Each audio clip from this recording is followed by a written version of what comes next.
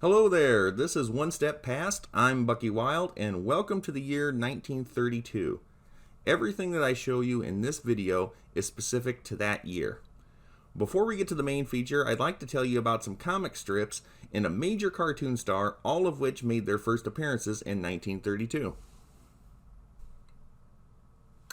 Comic strip debuts of 1932.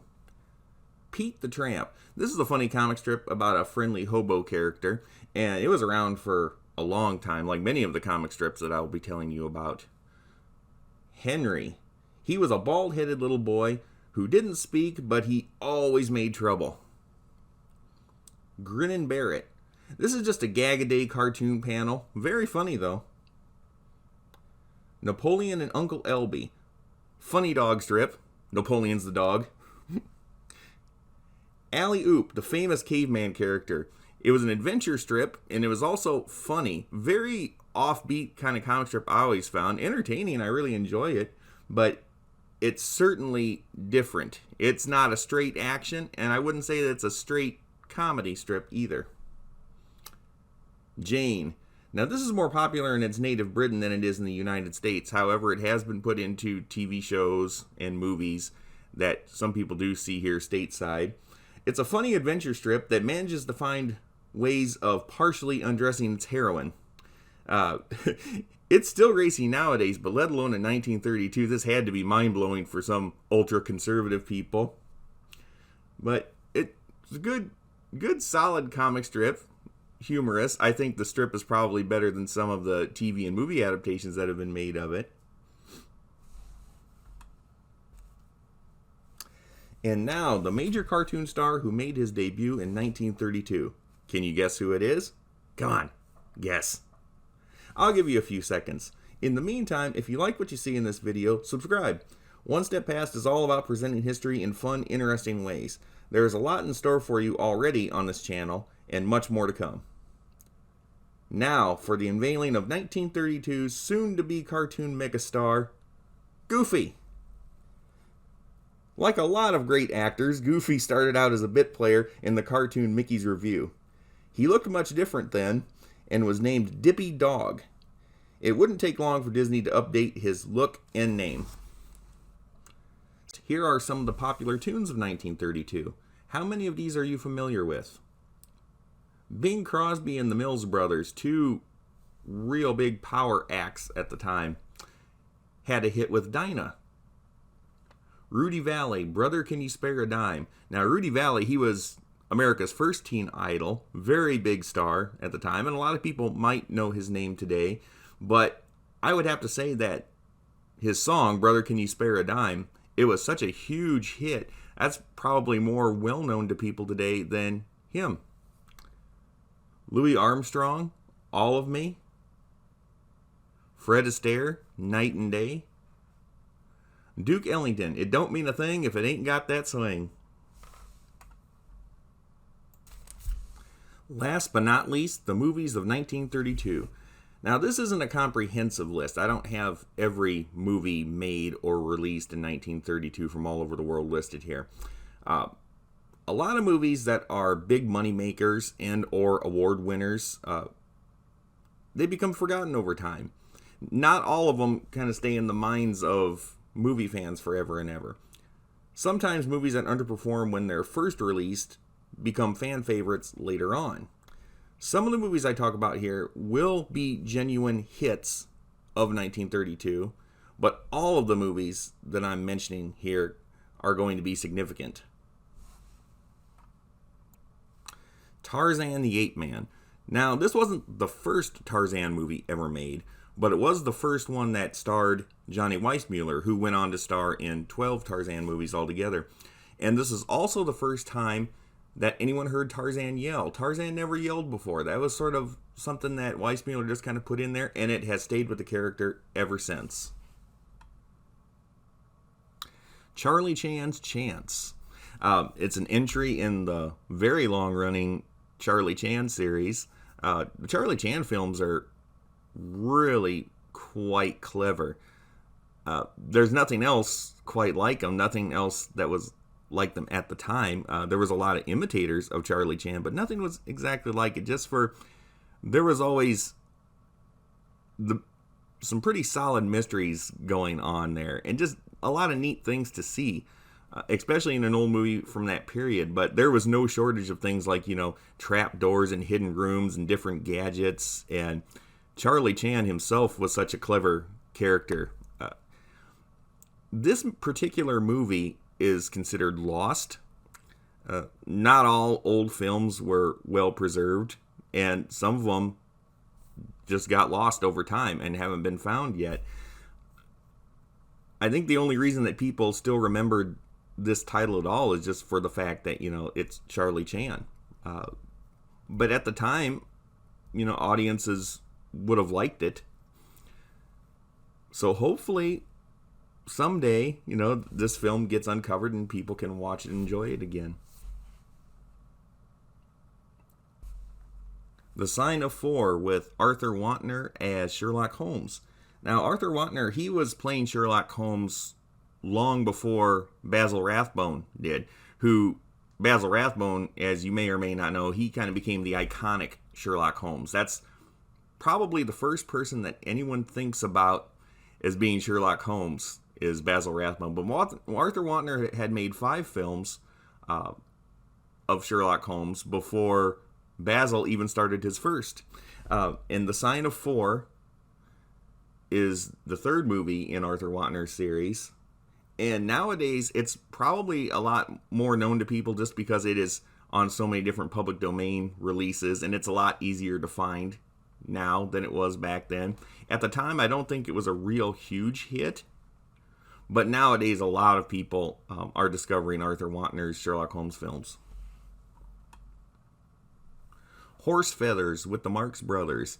When there was 4 Marx Brothers, Zeppo was with them at the time, and I always felt Zeppo was kind of underrated. I know a lot of times they say, he left, he didn't add much or anything else. It says, no, I kind of think he did, It says he was a little bit more polished, and it did seem to me to be a more complete comedy team when he was in it, even though they are probably better known as just being the 3, Groucho, Harpo, and Chico.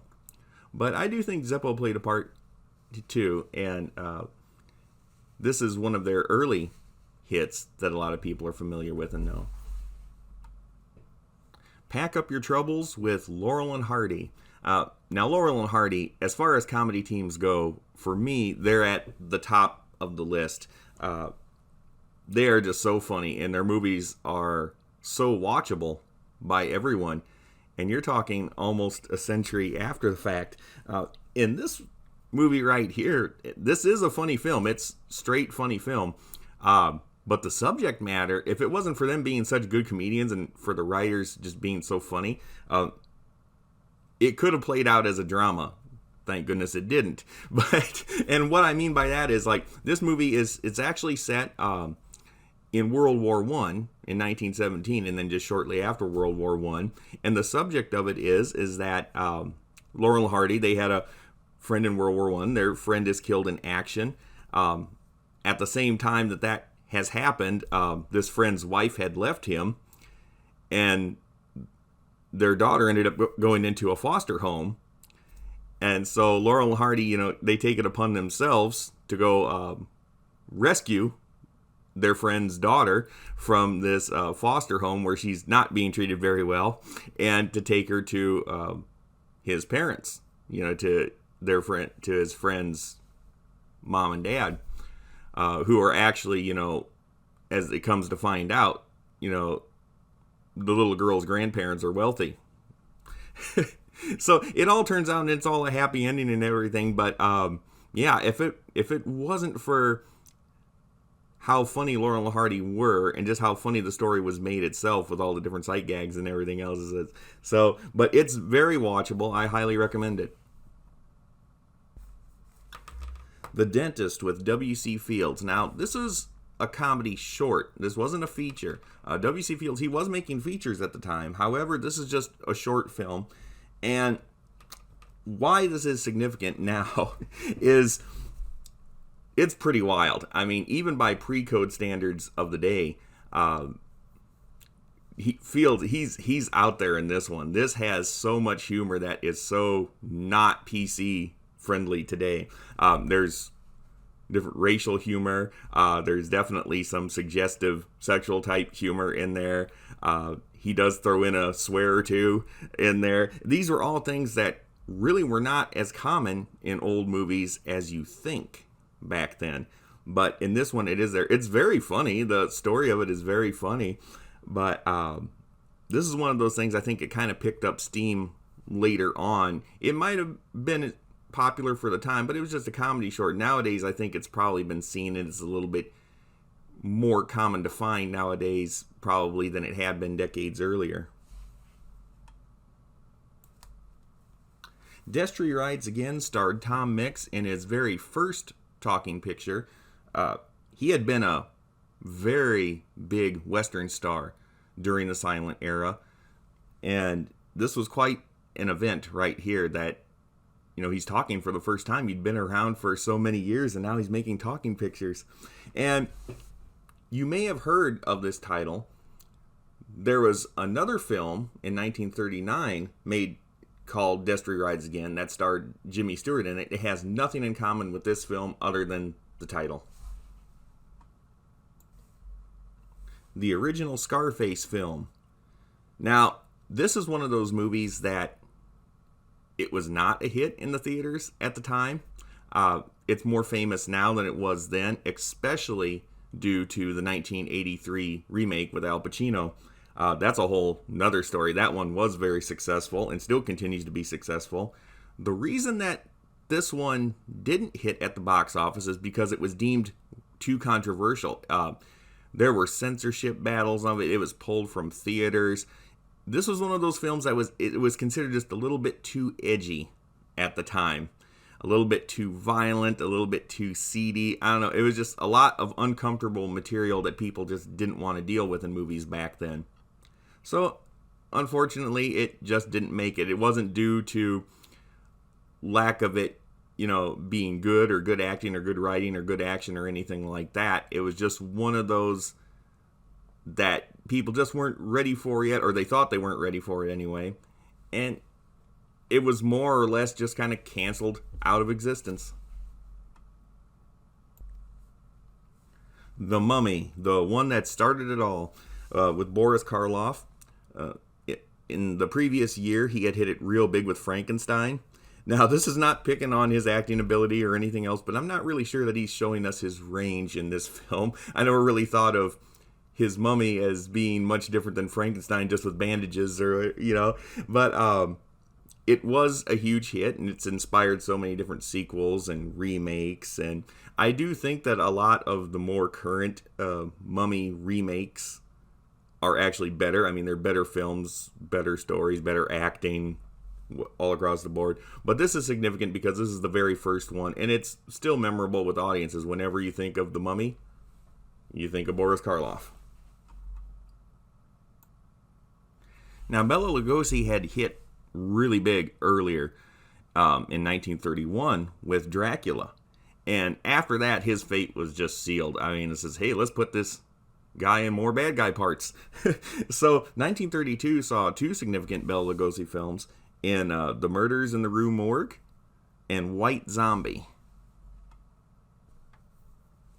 Night After Night, Mae West's film debut. Mae West became a sex symbol, a major sex symbol of her era. And even as she became older, she was still perceived as, you know, the ultimate sex symbol. Now, there were bad girls before in movies and after, but there was no bad girl quite like Mae West. She wasn't bad girl. She was bad. I mean, she was trashy. She was sleazy. That was the first time anybody had been so overtly sexual. And she was. I mean, she really had the qualities, everything that was naughty in a woman, and very risque.